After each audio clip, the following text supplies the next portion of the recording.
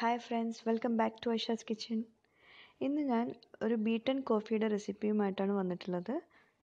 ഈ beaten coffee തയ്യാറാക്കാൻ വേണ്ടിയിട്ട് കോഫി ബീറ്റർ അല്ലെങ്കിൽ ഹാൻഡ് വിസ്കർ അത്യാവശ്യമാണ്. പക്ഷെ ഞാനിവിടെ സ്പൂൺ കൊണ്ടാണ് ഇത് തയ്യാറാക്കുന്നത്. അപ്പോൾ അതെങ്ങനെയെന്ന് നോക്കാം. ഈ ബീറ്റൻ കോഫി തയ്യാറാക്കാൻ വേണ്ടിയിട്ട് നെസ്കഫെ കോഫി പൗഡറാണ് ഞാൻ യൂസ് ചെയ്തിട്ടുള്ളത്. 3 കപ്പ് ബീറ്റൻ കോഫി തയ്യാറാക്കാൻ വേണ്ടിയിട്ട് 2 ടേബിൾ സ്പൂൺ നെസ്കഫെ കോഫി പൗഡറും 3 ടേബിൾ സ്പൂൺ പഞ്ചസാരയാണ് ചേർക്കേണ്ടത്. അതായത് 1 ടേബിൾ സ്പൂൺ നെസ്കഫെ കോഫി പൗഡറിലേക്ക് 1.5 ടേബിൾ സ്പൂൺ പഞ്ചസാര. ഇനി എങ്ങനെയാണ് ബീറ്റൻ കോഫി തയ്യാറാക്കുന്നത് നോക്കാം. അതിനായിട്ട് ഒരു ബൗളോ ഒരു കപ്പോ എടുത്തിട്ട് അതിലേക്ക് ഈ കോഫി പൗഡറും പഞ്ചസാരയും ചേർത്ത് കൊടുക്കണം.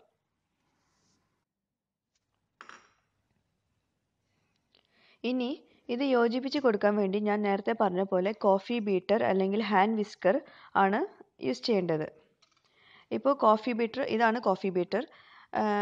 ഇതുകൊണ്ട് ബീറ്റ് ചെയ്താൽ പെട്ടെന്ന് റെഡിയായി കിട്ടും. പിന്നെ അതും ഇല്ലെങ്കിൽ ഹാൻഡ് വിസ്കർ യൂസ് ചെയ്യാം. ഇതുകൊണ്ടും കോഫി ബീറ്ററിന് അത്ര ആയില്ലെങ്കിലും ഇതുകൊണ്ടും ചെയ്യാൻ പറ്റും. ഇനി ഇത് രണ്ടും ഇല്ലെങ്കിൽ സ്പൂൺ ഉപയോഗിച്ച് ഇത് ചെയ്യാം. ഇച്ചിരി പാടാണ്. എന്നാലും കുറേ റിക്വസ്റ്റ് ഉണ്ടായിരുന്നു സ്പൂണ് കൊണ്ട് ബീറ്റൻ കോഫി തയ്യാറാക്കുന്ന വീഡിയോ ഇടാൻ വേണ്ടിയിട്ട്. അപ്പോൾ അതുകൊണ്ടാണ് ഞാനത് കാണിക്കുന്നത്. ഇനി ഇതിലേക്ക് വേണ്ടത് 1 ടേബിൾ സ്പൂൺ തണുത്ത പാലാണ്. 1 ടേബിൾ സ്പൂണിൽ കൂടുതൽ ഒഴിക്കരുത്. തണുത്ത പാലും വേണം. ഇത് നല്ലവണ്ണം ഈ സ്പൂണ് കൊണ്ട് ബീറ്റ് ചെയ്തെടുക്കണം. അത് കൈ വിടാതെ മിക്സ് ചെയ്തുകൊണ്ടേയിരിക്കണം.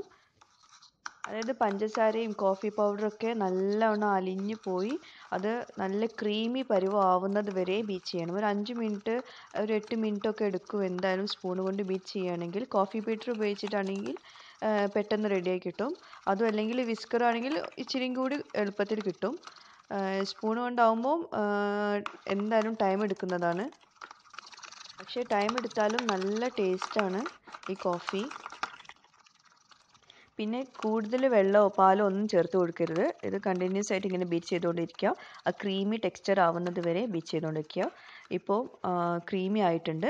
ഇനി നമുക്ക് പാല് തിളപ്പിക്കാം. ഇപ്പോൾ കോഫി ക്രീം റെഡി ആയിട്ടുണ്ട്.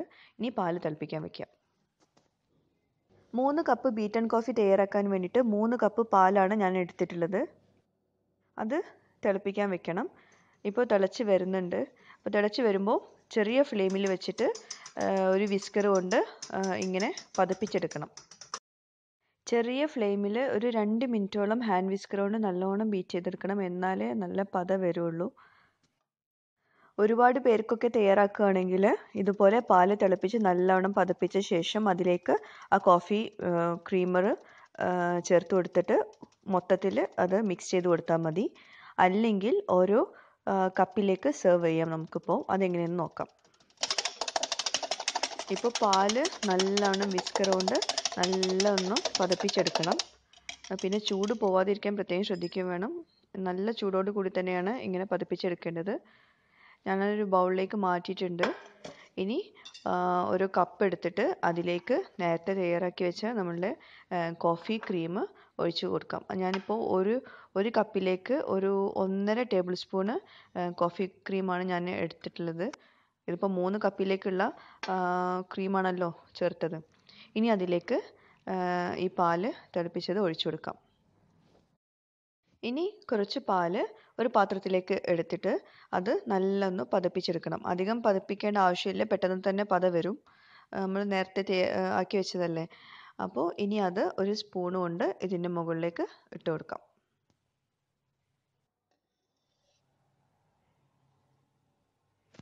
ഇതിപ്പോൾ മൊത്തത്തിൽ ഈ പാലിലേക്ക് ഈ ക്രീം ചേർക്കുകയാണെങ്കിൽ ജസ്റ്റ് ആ വിസ്കർ കൊണ്ട് മൊത്തത്തിലൊന്ന് പതപ്പിച്ചെടുത്താൽ മതി. അപ്പോൾ മൊത്തമായിട്ട് ഇങ്ങനെ പത വരും. ഞാനിപ്പോൾ സെപ്പറേറ്റ് ആയിട്ട് കാണിച്ചതാണ്. വൈറ്റും ക്രീമും സെപ്പറേറ്റ് ആയിട്ട് കാണാൻ വേണ്ടിയിട്ടാണ് ഇങ്ങനെ ചെയ്തത്. നമ്മളുടെ ഇഷ്ടത്തിനനുസരിച്ച് കൂടുതൽ കോഫി ക്രീം വേണമെങ്കിൽ ചേർക്കാം. ഞാൻ എൻ്റെ ടേസ്റ്റിനനുസരിച്ചാണ് ചേർത്തിട്ടുള്ളത്.